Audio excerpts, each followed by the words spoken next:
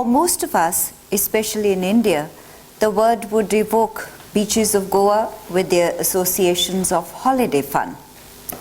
What would an artist see? How would he or she respond? For the artist Ger Alois-Zwing, the immense expanse of water with its almost unbearable brightness, placid and serene, yet paradoxically breathing complete vitality, reflects the essence of life and becomes a metaphor for his artistic practice, to catch the flickering vitality of color. The vibrating points of light which skim off the water's calm surface inspire him to break up homogeneous color fields in a multitude of single drops of paint, layering his canvases with structures in innumerable different hues, creating illusionary spaces of color and capturing through the play of light la joie de vivre. Ger Alois-Zwing was born in Germany in 1944, a time of turbulence across the world. Early artistic leanings drew him towards the Academy of Fine Arts in Nuremberg in the late 60s. As a brilliant student, he won prestigious scholarships to study for a postgraduate program at St. Martin's School of Art in London and further at Kodak Stuttgart. He taught as a professor at the University of Applied Science Nuremberg for almost 25 years till 2005. He has been a member of the German Photographic Academy and the German Society of Photography since over a decade.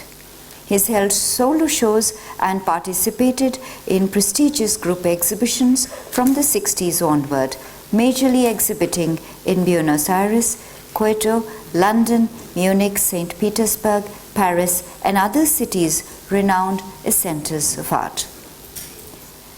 We're honored to have you with us today, this evening, and we look forward to your presentation, sir.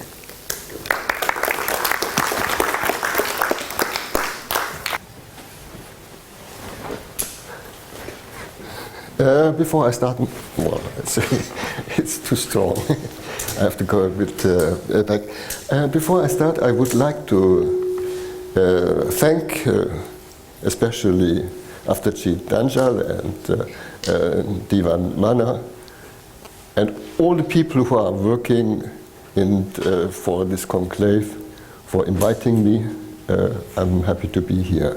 It's the first time that I'm in India, and so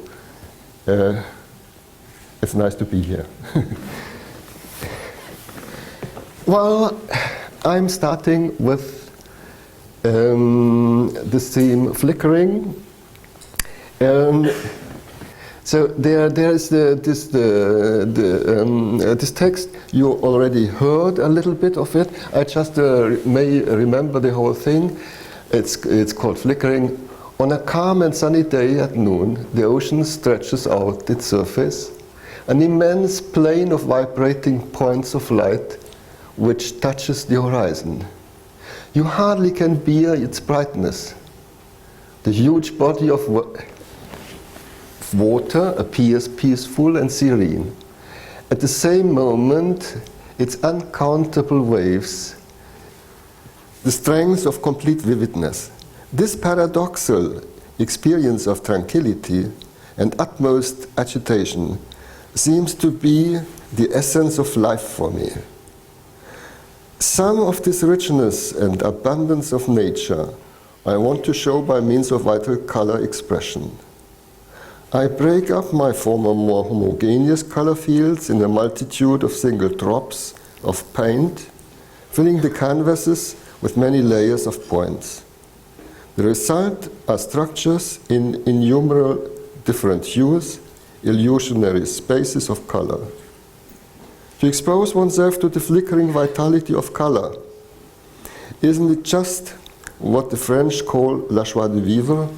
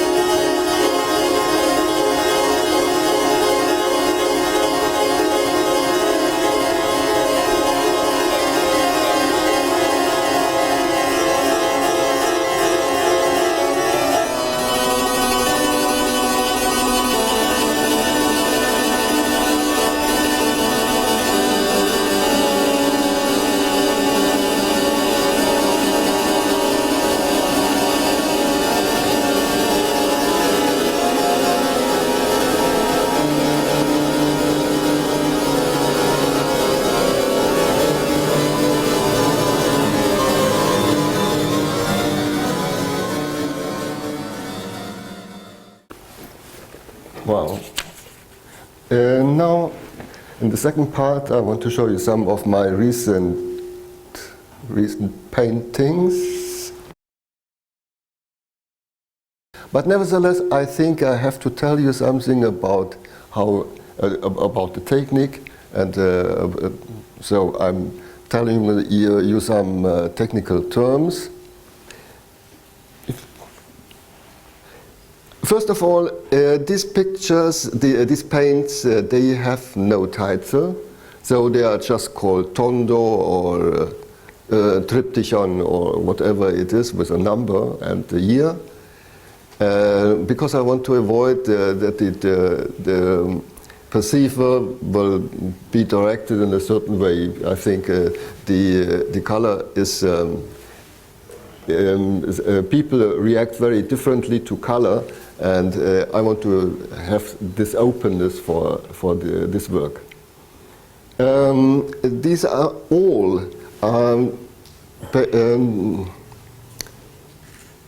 acrylic paint on canvas, and they are not made by brush, but it's all dripping. That means I have bottles of acrylic color, and I drop on the surface and fill the whole canvas with drops. And so I'm doing one layer, and after the layer I'm doing the next layer. So usually one of these paintings will take about 1 month of the daily work. Something to the size. These tondi, they have the size of a little bit more than 1 meter. So that's again a studio.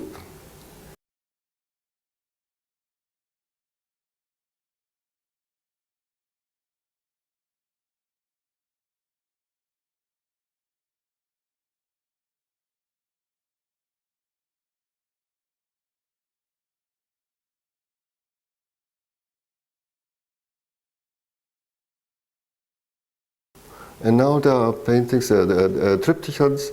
They have the size of 2 meters in height, and the length of about 2 meters 50. Because they are drops, you can see now a little bit more. They are really thick drops, yeah. And I want to have these thick drops because I'm adding to the acrylic color a lot of liquid, that they become a little bit transparent. So the light can go a little bit into the drops. So I try to enhance the brilliance of the color.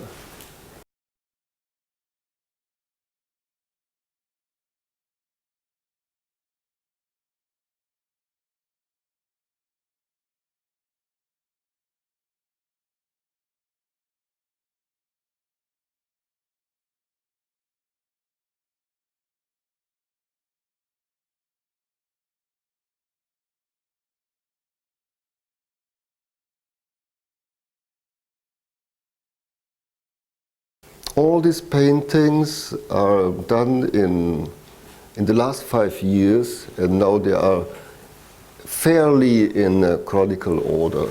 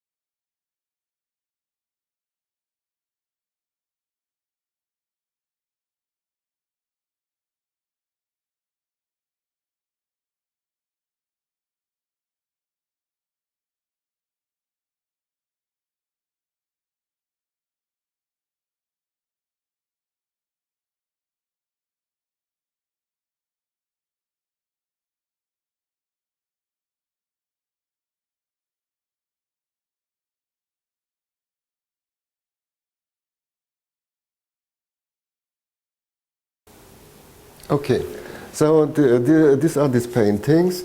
Now, when I was invited here, I was asked if I could show some of my earlier work as well, because I'm the first time here. So I thought, well, it is really too much, because it would be too much for this time I am here showing you my work. So I thought, what can I do? And finally I came to the decision that I am showing you some work from the first 5 years when I started working. So I tried to bury out old things. I did in between 68 and 73.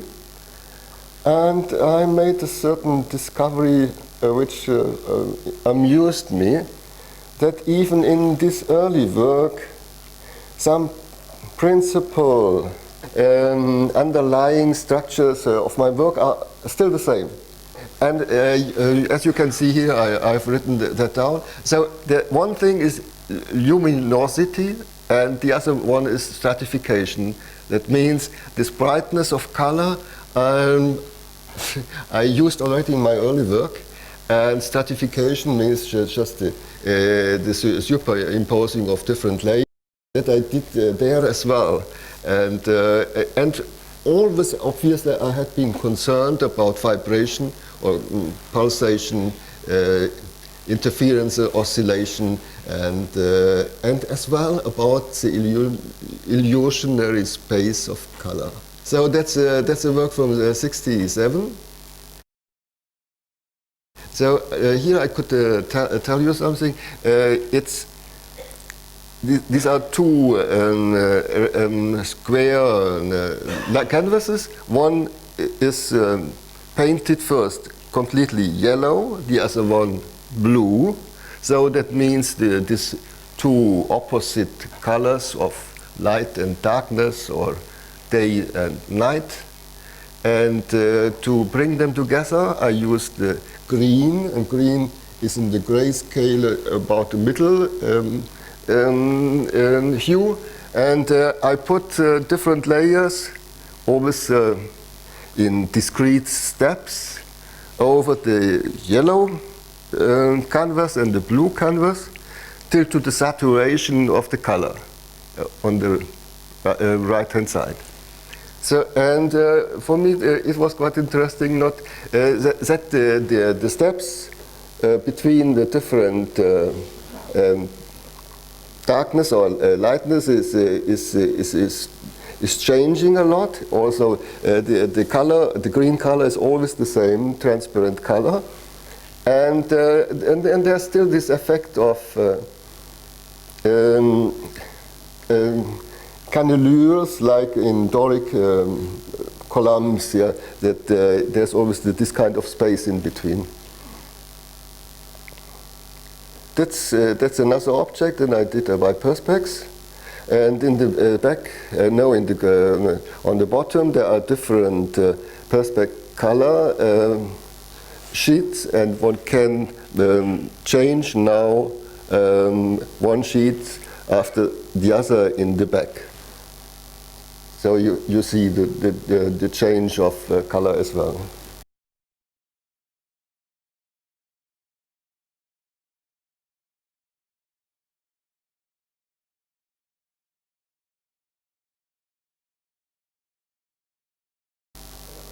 Yeah, and then already there I was working with points.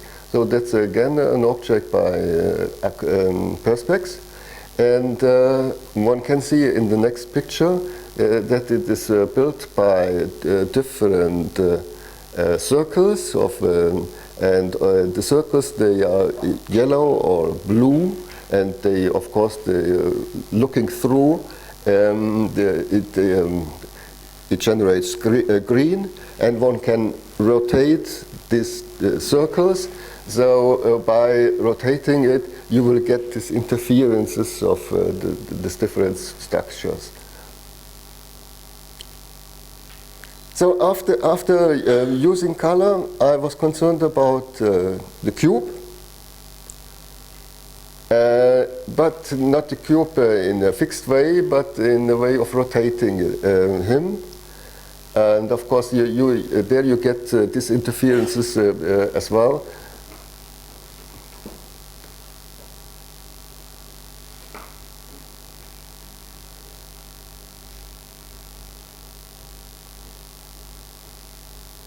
Again, an object in perspex, distorting the cube. And now there's a series of a column. It's metal, it's a mesh, and the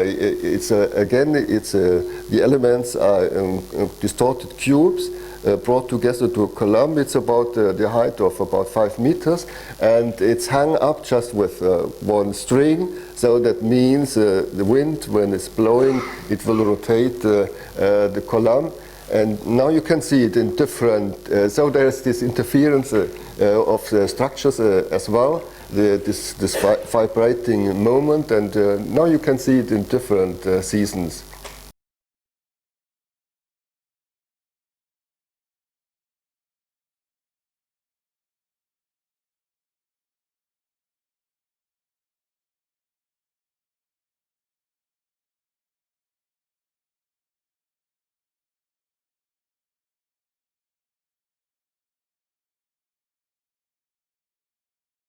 So, and eventually, for me, it was a great surprise. I found, suddenly I found in burying all these old pieces, I found some aquarelles I did in 1973 at the beach in Corsica.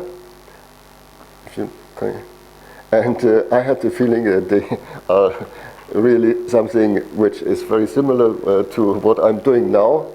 So that's just one example, and I want to finish now my this presentation with the next picture, with the picture of the studio again, from the work I'm doing now.